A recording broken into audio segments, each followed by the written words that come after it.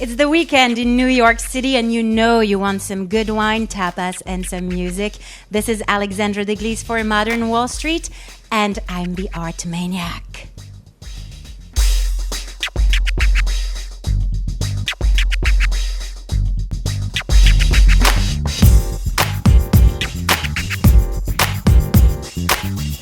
We're here at PEQUE, one of my favorite tapas and wine restaurant in Harlem, located at 231 West 145th Street.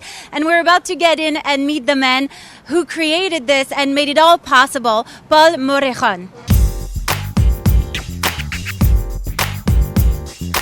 We're here at PEQUE with you, Paul. Thank you so much for having us. It is a very special place for people in Harlem. It's a special place for me too. I start to love this place. I'm coming often.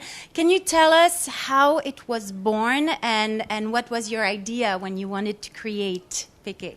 That's definitely the short story, and the interesting part of it is that I was actually doing something completely different. I have no experience in the restaurant business, but I wanted to do something in the neighborhood that was really special, something that was needed, and I think would be a good part of the neighborhood. So I partnered up with a chef who is incredible, and so we thought about how to bring some of what we love about Mediterranean cooking, especially Barcelona-style cooking and Madrid cooking, and that's tapas. So we wanted to open up a tapas joint that reflected the influences that we loved about traveling abroad and bring them back to Harlem and share that with the neighborhood.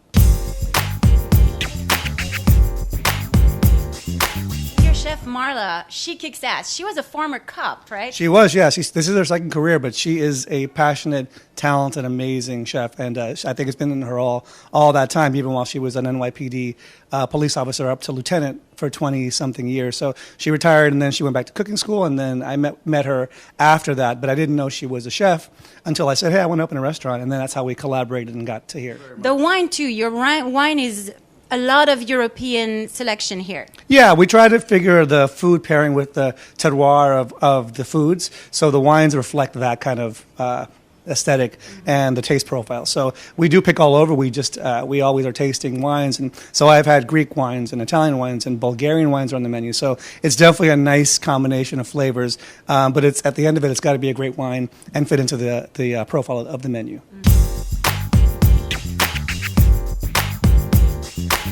Decor is very, very particular and beautiful, very detailed. Yeah. You're a photographer, you have a visual background, and you also want to promote local artists. Can you tell us a little bit more about how you go around finding what you're going to put in the restaurant? Yeah, so I mean, two things about that. And I think you picked up on something really important. It feels authentic and vintage and personal because it is a reflection of my taste in travel and design and like in vintage memorabilia, especially jazz and the 1930s and 40s era of jazz. So I guess the design approach would be a road trip between Paris and Barcelona, and by a Harlemite. So that's what you see reflected on the walls. So when it came time to decorate, much of it is actually pulled from my antiquing and vintage shopping, and a lot I brought in through an artist here locally in Harlem who does amazing work, and he pays homage to all the great jazz greats like Josephine Baker and Nina Simone and Grace Jones even. So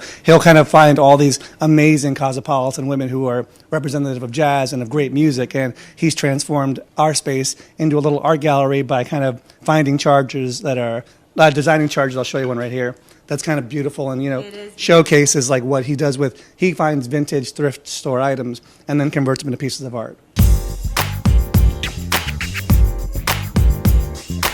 This place is special because it's becoming like a hub for a house for musicians, very talented jazz musicians, young artists starting to. You're having sessions for them, especially several times a week. Can you tell us a little bit more about that? Yeah, music is a real part of the ambiance here. Music has always been really important to me personally in my life. It's like my best friend as well, so I'm always having music around. I'm always learning about new music. So when it came time to open up, I wanted to create a space, even as tiny as this place is, and it's very tiny, we find a spot for musicians. You don't need a lot of space, you need a lot of passion and enthusiasm to play great jazz. So through connections in the neighborhood, there's a lot of great musicians in Harlem. They've come to me, and I give them a place to perform, and it works out because the audience loves it. There's not a lot of live jazz joints that exist anymore. There's only a few, and not many up here in this part of Harlem. So it's kind of cool to be able to do that. And it comes from a place of passion for music and a place of wanting to provide something special for the community. And the audience can jump in too. There's an open mic. I sang here Yes, you did. like Yes, a few you weeks ago, and it was very fun. So anyone can come, bring music, Yeah. and sing. Yeah, absolutely. So we invite musicians for the second set on a jam session on Sunday nights. So the first set is typically the maestro is the leader of the band. His name is Maestro Mario Antonio de Murier. Very talented musician. Has played all of his life. He's a prodigy now. He's a genius. And so he actually leads the band. So he brings up some friends from Lincoln Center Jazz and from all over Harlem. And the second set becomes more open, where we actually have a jam session and you can sing. Obviously, you jumped in and I jumped in, and I didn't mean to, but we had a great time. And I think singers are welcome and musicians are welcome to come up. And the 9 o'clock set is usually going till like 12:30, 1 o'clock easy. So you can come up to Harlem and have a great night of jazz and even jump in and perform. 1, 2. 1, 2, 3, 4. Ain't no mountain high enough. Ain't no valley low enough.